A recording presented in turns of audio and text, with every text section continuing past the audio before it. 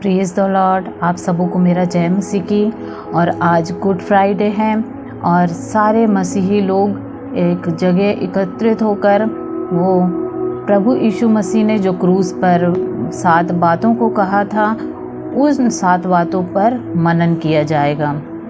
तो आज मैं भी उन 7 वाणियों पर मनन करूँगी। और प्रभु यीशु मसीह जो थे उनको उन्हीं के साथ में रहने वाला उनका चेला यहूदा, उसने धोखा किया, विश्वासघात किया और पैसे के लालच में प्रभु यीशु मसीह को पकड़वा दिया। और यीशु मसीह ने ही उसे आज्ञा दी थी ऐसा करने के लिए, क्योंकि जब वो लोग प्रभु भोज कर रहे थे तो यीशु मसीह ने उसके कान में उसके पास बोला था कि तू जो करना चाहता है वो कर ले। जब उसकी आज्ञा मिली तभी यहूदा अपने शैतानी काम को अंजाम दे पाया, क्योंकि उसका तो क्रूस पर चढ़ना ही था, पकड़वाया जाना ही था।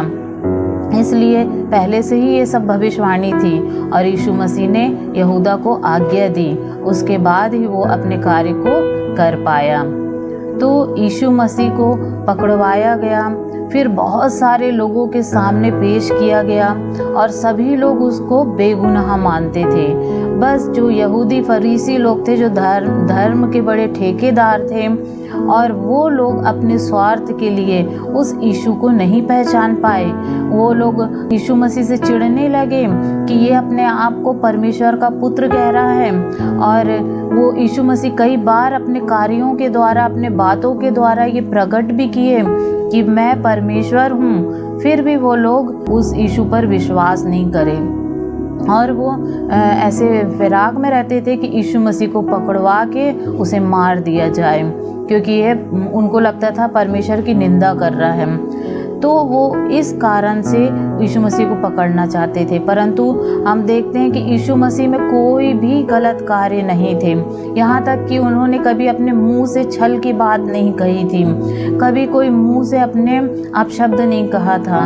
उन्होंने गुस्सा भी किया तो बड़ी अच्छे से और शालीनता से वो गुस्से को दिखाए कलीसिया में। वो भी जब गलत कार्य हो रहे थे कलीसिया में, तब उनको गुस्सा आया कि मेरे पिता का घर प्रार्थना का भवन है और तुम इसको व्यापार का बना लिए हो। इसलिए वो गुस्सा करे फिर भी अपशब्द को नहीं बोले। तो ऐसे हमारे यीशु मसीह थे, बेगुनाह होकर भी वो क्रूस पर चढ़ाए गए। क्यों? क्योंकि वो परमेश्वर का मेमना था और वो इस जगत के पाप को अपने ऊपर उठाने के लिए आए थे। तो उनको मरना ही था, परंतु वो अपने इच्छा के अनुसार ये सब कार्य करने को तैयार हुए थे। और कोई सोचता है कि लोगों ने उसे मार डाला तो वो गलत सोचते हैं, परंतु उनके बारे में पहले से ही भविष्यवाणियां कर दी गई थी कि क्या क्या तकलीफें उनको झेलना पड़ेगा। वो सब जानते थे पहले से ही। फिर इस तरह यीशु मसीह को पकड़वाया गया, फिर कई लोगों के सामने पेश किया गया तो वो बेगुनाह साबित हुए।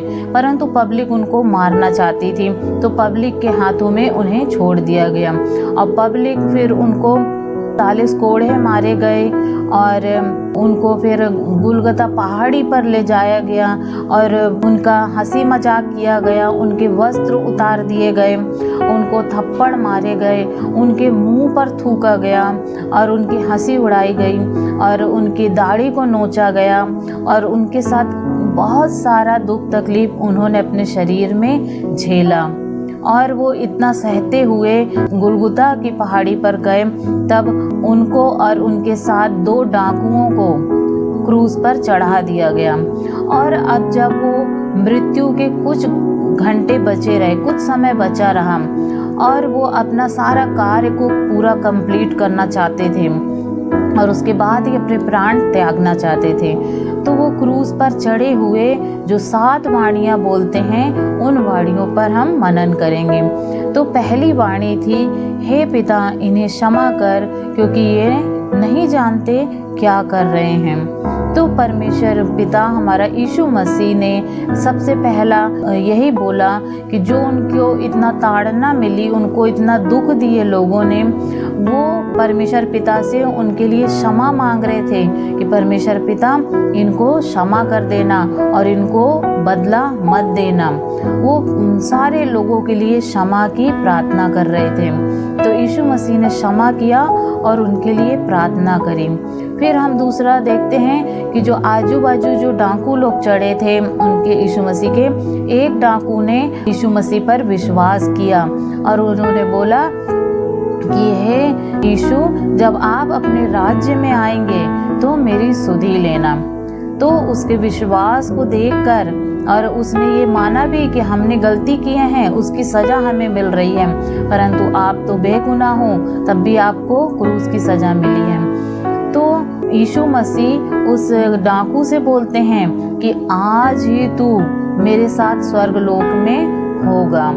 और वहाँ पर यीशु मसीह ने दिखाया कि जो अपनी गलती मानता है और यीशु मसीह पर विश्वास करता है तो वो उसको क्षमा कर देते हैं। तो वहाँ पर उस डाकू का उद्धार हुआ और तुरंत हुआ। ये भी नहीं कि यीशु मसीह ने बोले कि मैं कुछ समय तुझे देखूंगा कि तू अब सुधरता है कि नहीं, तब मैं तेरा उद्धार करूंगा, पर नहीं, जिस समय उसने पश्चाताप किया और यीशु पर विश्वास किया और उसी घड़ी उसका उद्धार हो गया। फिर हम देखते हैं कि वहाँ उनकी माँ खड़ी हुई थी क्रूस के पास और रो रही थी और उनके चेला यूहन्ना खड़ा था, वो था, दोनों खड़े थे और भी बहुत सारे लोग खड़े थे। तब यीशु मसीह को अपने जो सांसारिक माँ थी जिसने जन्म दिया था यीशु मसीह को, वो उस माँ के लिए चिंता करे और वो सोचे कि अब मैं मर जाऊंगा तो मेरी माँ का क्या होगा। तो उन्होंने माँ को उस यूहन्ना चेले को सौंप दिया और बोला कि ये आज से तेरी माँ है और यूहन्ना आज से तेरा बेटा है। इस तरह उन्होंने अपनी जिम्मेदारी को मरते समय भी निभाया और अपनी माँ के इंतज़ाम किया, उनको यूं ही नहीं छोड़ दिया। फिर हम देखते हैं चौथी बाड़ी में उन्होंने कहा, हे मेरे परमेश्वर, हे मेरे परमेश्वर, तूने मुझे क्यों छोड़ दिया है। वहाँ पर यीशु मसीह को लग रहा था कि उनके पिता परमेश्वर ने उन्हें छोड़ दिया है और उनको अकेलापन महसूस हो रहा था और वो अपने पिता से, परमेश्वर पिता से यही बोल रहे थे कि तूने मुझे क्यों छोड़ दिया है, क्योंकि संसार का पूरा पाप उनके ऊपर लद चुका था और परमेश्वर पिता पवित्र हैं, वो पाप के पास रह ही नहीं सकते हैं। उन्होंने भी, परमेश्वर पिता ने उस शारीरिक यीशु मसीह का साथ छोड़ दिया और वो व्याकुल हो गए कि परमेश्वर पिता मुझसे अलग हो गया है। फिर उसके बाद हम देखते हैं पांचवी वाणी में उन्होंने कहा, मैं प्यासा हूँ। तो हमारे यीशु मसीह को जो इतना शारीरिक पीड़ा सह रहे थे उनको प्यास लगी वहाँ पर और उन्होंने पानी मांगा।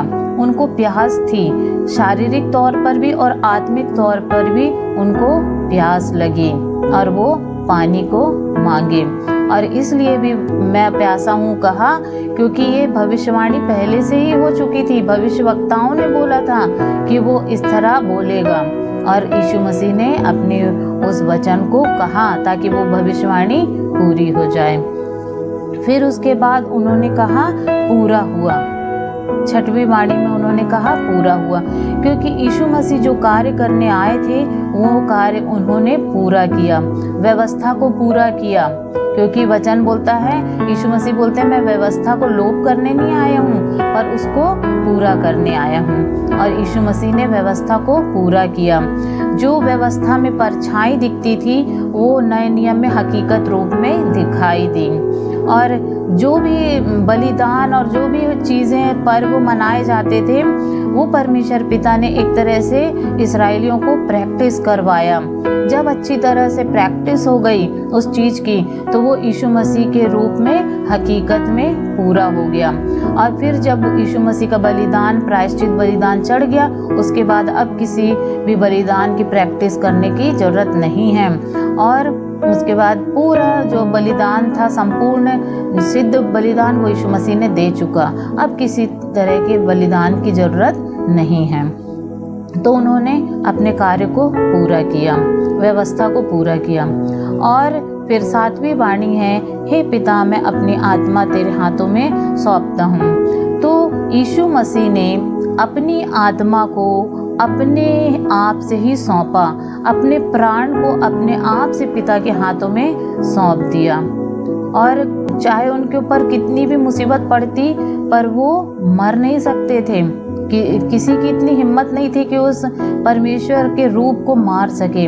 परंतु जब उन्होंने खुद बोला कि मैं अपनी आत्मा परमेश्वर आपके हाथों में सौंपता हूँ, तभी उनकी जान गई, तभी उनके प्राण निकले। तो ये 7 वाणियाँ उन्होंने क्रूस पर कहा। अब हम देखते हैं कि हम जो मनुष्य हैं, हम भी जो यीशु मसीह पर विश्वास करते हैं, तो वो भी क्रूस पर चढ़े हुए हैं। हम इसको वचन में देख लेंगे, गलतियों 2 अध्याय उसका 20 पद। यहाँ पर इस प्रकार लिखा है, मैं मसीह के साथ क्रूस पर चढ़ाया गया हूँ। अब मैं जीवित ना रहा, पर मसीह मुझ में जीवित है। और मैं शरीर में अब जो जीवित हूँ, तो केवल उस विश्वास से जीवित हूँ जो परमेश्वर के पुत्र पर है, जिसने मुझसे प्रेम किया और मेरे लिए अपने आप को दे दिया। तो यहाँ वचन बताता है कि हम जो हैं, जो विश्वासी है, यीशु मसीह पर विश्वास करते हैं, तो वो उसके साथ क्रूस पर चढ़ाए गए हैं। और हम जब हैं उसके साथ क्रूस पर चढ़ाए गए हैं, और हम अब जीवित नहीं रहे। और अगर हम जो शारीरिक रूप में जीवित भी हैं, तो हम उस यीशु मसीह में जीवित हैं और उस विश्वास में जीवित हैं, यीशु मसीह में जीवित हैं। तो हम अब विश्वास के द्वारा जीवित हैं और उस प्रेम के द्वारा हम जीवित हैं जो यीशु मसीह ने हमसे किया और अपने आप तक को हमारे लिए दे दिया। फिर हम एक और वचन देख लेते हैं, गलतियों 5 अध्याय उसका 24 पद। और जो मसीह यीशु के हैं, उन्होंने शरीर को उसकी अभिलाषाओं समेत क्रूस पर चढ़ा दिया। तो अब जो यीशु मसीह में जीवित हैं, जिन्होंने यीशु मसीह पर विश्वास किया, बपतिस्मा लिया है मन फिराव का, वो क्या है, उन्होंने अपने शरीर की अभिलाषाओं, इच्छाओं को क्रूस पर चढ़ा दिया है। फिर हम एक और वचन देख लेंगे, गलतियों 6 अध्याय उसका 14 पद। पर ऐसा न हो कि मैं अन्य किसी बात का घमंड करूं, केवल हमारे प्रभु यीशु मसीह के क्रूस का, जिसके द्वारा संसार मेरी दृष्टि में और मैं संसार की दृष्टि में क्रूस पर चढ़ाया गया हूँ। तो यहाँ पर लिखा है कि हमें अब किसी और बात का घमंड करने की ज़रूरत ही नहीं है कि मेरे पास इतना पैसा है, मेरे पास इतनी बिल्डिंग है, मेरे पास इतना प्रॉपर्टी है। हम किसी चीज़ का घमंड नहीं कर सकते। हमें घमंड सिर्फ क्रूस का करना है, जो क्रूस के कारण जो हमारे पाप क्षमा किए गए, हमें उसका घमंड करना है। और अब हम संसार की दृष्टि पर क्रूस पर चढ़े हुए हैं। तो हम ये 7 वाणियों के द्वारा हम ये देखेंगे कि यदि कोई मनुष्य क्रूस पर चढ़ा हुआ है, तो उसका स्वभाव कैसा होगा, वो किस तरह के कार्य को करेगा। तो हम अब देखेंगे एक एक करके कि यदि कोई भी क्रूस पर चढ़ा हुआ है इन वचनों के आधार पर और उस यीशु मसीह पर विश्वास करने के आधार पर, तो उसमें क्या क्या चीज़ें होनी चाहिए। जैसे कि हमारे यीशु मसीह ने पहली वाणी में क्षमा किया, अपने सताने वालों को क्षमा किया। तो जो व्यक्ति यीशु मसीह के साथ क्रूस पर चढ़ा हुआ है, उसके विश्वास में है, तो वो भी अब क्या होना चाहिए, अपने सताने वालों को क्षमा करना है। तो हमारे जीवन में बहुत बार ऐसा होता है, बहुत सारे ऐसे लोग आते हैं हमारे जीवन में जिनको क्षमा करना बिल्कुल नामुमकिन हो जाता है, परंतु हमसे वचन कहता है कि यदि हम क्रूस पर हैं तो हमको क्षमा करना है। तो जो क्रूस पर चढ़ा है और यीशु मसीह पर है, विश्वास करता है, उसमें बना है, तो वो दूसरों को क्षमा करेगा। और ऐसे ही मैं भी हूँ, बहुत बार मुझे गुस्सा आता है, नफरत भी होती है बहुत बार, परंतु जब प्रभु के वचनों को पढ़ो, समझो, तब फिर बहुत मन करके वो क्षमा करना पड़ता है और उनको क्षमा करते भी हैं। तो इस तरह क्रूस पर चढ़े हुए व्यक्ति को क्षमा करना ही है। फिर हम देखते हैं दूसरी वाणी थी कि डाकू से बोलते हैं कि आज ही तू मेरे साथ स्वर्गलोक में होगा, और उस डाकू का उद्धार करते हैं। तो यदि क्रूस पर चढ़ा व्यक्ति है तो वो क्या करेगा, अपने आसपास अपने परिवार के लोगों की चिंता करेगा कि उन सबका उद्धार होए। हमारा तो उद्धार हो जाता है, परंतु हमारे परिवार के कुछ लोग रह जाते हैं, हमारे आसपास के कुछ लोग रह जाते हैं, हमारे रिश्तेदार रह जाते हैं। उनका बोझ हमारे अंदर होना चाहिए। और ये मेरे अंदर ये बोझ है कि मुझे लगता है कि मेरे जितने भी हिंदू भाई बहन मेरे रिश्तेदार हैं, एक एक लोगों का उद्धार होने पाए और वो सब बचने पाए, और मेरे जितने आस पड़ोस लोग रहते हैं उनका उद्धार होने पाए, वो भी बचने पाए, और जितने भी मेरे जान पहचान वाले हैं वो उनके लिए लगता है कि वो सब बचने पाए और उन सब का उद्धार होने पाए।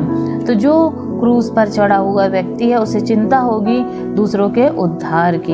एक वचन हम देख लेंगे प्रेरितों की पुस्तक, उसका 13 अध्याय, उसका 47 पद। क्योंकि प्रभु ने हमें यह आज्ञा दी है, मैंने तुझे अन्य जातियों के लिए ज्योति ठहराया है, ताकि तू पृथ्वी की छोर तक उद्धार का द्वार हो।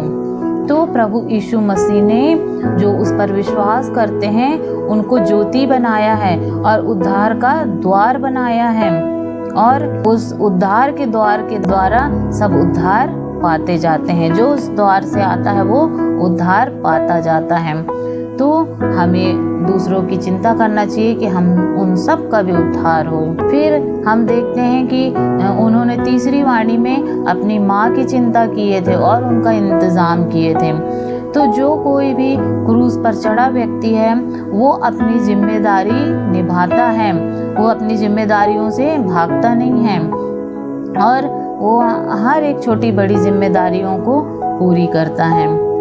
और फिर हम देखते हैं चौथी वाणी में उन्होंने कहा कि हे परमेश्वर, तूने मुझे क्यों छोड़ दिया है। तो जो व्यक्ति क्रूस पर चढ़ा हुआ है मसीह के साथ, वो कहीं ना कहीं अकेलापन महसूस जरूर करेगा। उसे लगेगा कि मैं अकेला हूँ, मैं अकेली हूँ, मेरे साथ कोई नहीं है, क्योंकि उस व्यक्ति को कोई नहीं उसके साथ रहेगा, क्योंकि उन्हें पसंद नहीं आएगा।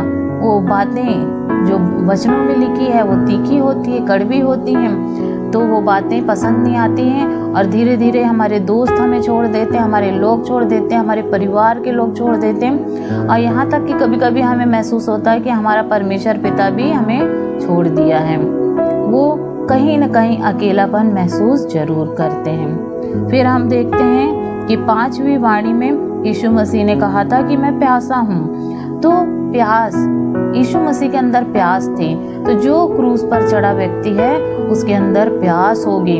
हम देखते हैं 3 प्रकार की प्यासें होती है। भजन संहिता 42 यहाँ पर है परमेश्वर की प्यास को बताता है। तो जो क्रूस पर चढ़ा हुआ व्यक्ति है उसे परमेश्वर की भूख और प्यास होगी, वो उसको खोजेगा और वो खोजता रहेगा परमेश्वर को अपने, और वो उसको पाने में अपनी मेहनत करेगा।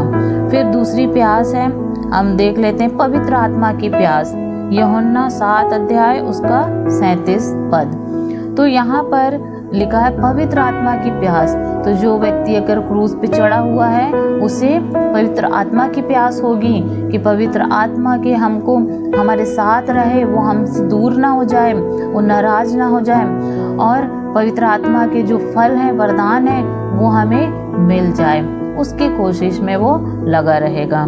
फिर हम देख लेते हैं 6वीं वाणी है पूरा हुआ। तो यीशु मसीह ने अपने कार्य को पूरा किया। तो जो व्यक्ति यीशु मसीह के साथ क्रूस पर चढ़ा हुआ व्यक्ति है तो वो अपने कार्य को पूरा करेगा, वो अधूरा नहीं छोड़ेगा। यदि वो थोड़े समय के लिए रुक भी जाता है परंतु बाद में वो उसको पूरा करता है। तो जो क्रूस पर चढ़ा हुआ व्यक्ति है वो अपने सारे कार्यों को पूरा करके ही चैन पाता है। फिर हम देखते हैं 7वीं वाणी, हे पिता, मैं अपनी आत्मा तेरे हाथ में सौंपता हूँ। तो जो व्यक्ति यीशु मसीह के साथ क्रूस पर चढ़ाया गया है तो वो अपनी आत्मा को, अपने शरीर को, अपने प्राण को परमेश्वर को सौंपेगा, ताकि वो अपनी इच्छा के अनुसार इस्तेमाल करे, उसकी योजना हमारे जीवनों में पूरी होने पाए, इस तरह का उसका स्वभाव होगा। तो अपनी आत्मा, अपने प्राण, अपनी देह, हर चीज़ अपने परमेश्वर को वो सौंपेगा। तो हमने यही देखा कि जो क्रूस पर चढ़ा व्यक्ति रहता है, समर्पित व्यक्ति रहता है परमेश्वर के प्रति। तो हमने आज देखा कि जो व्यक्ति मसीह के साथ क्रूस पर चढ़ाया गया है, उसमें ये सब बातें होनी चाहिए। वो लोगों को क्षमा करेगा और लोगों के उद्धार की चिंता करेगा, और हम देखें कि वो अपनी जिम्मेदारियों को निभाएगा, और कहीं ना कहीं वो अपने आप में अकेलापन महसूस कभी ना कभी करेगा। फिर उसके अंदर प्यास होगी, परमेश्वर की प्यास, पवित्र आत्मा के दान वरदानों की प्यास, और दुनिया के लोगों को बचाने की प्यास। उनको लगेगा कि लोग बचाए जाएं, उनका उद्धार होए, उसको चिंता होगी। फिर हम देखते हैं कि उसको क्रूस पर चढ़े व्यक्ति को जो भी कार्य रहेगा वो उसे पूरा करने की कोशिश करेगा, पूरा खत्म करेगा। फिर वो परमेश्वर को अपना तन मन धन आत्मा प्राण सब कुछ परमेश्वर पिता को सौंपेगा। तो हमारे यीशु मसीह ने भी अपने प्राण को यीशु परमेश्वर पिता को सौंपा था ताकि वो वापस उससे ले सके। और फिर हम देखते हैं कि वो बाद में अपने प्राण को वापस ले भी पाए। तो मैं धन्यवाद देती हूँ परमेश्वर पिता का सुंदर वचनों के लिए। इस वचनों के द्वारा परमेश्वर हम सब कुछ आशीष दे और शांति दे, और हमारे दिलों में, हमारे दिमाग में प्रभु यीशु मसीह की शांति राज करने पाए। Praise the Lord.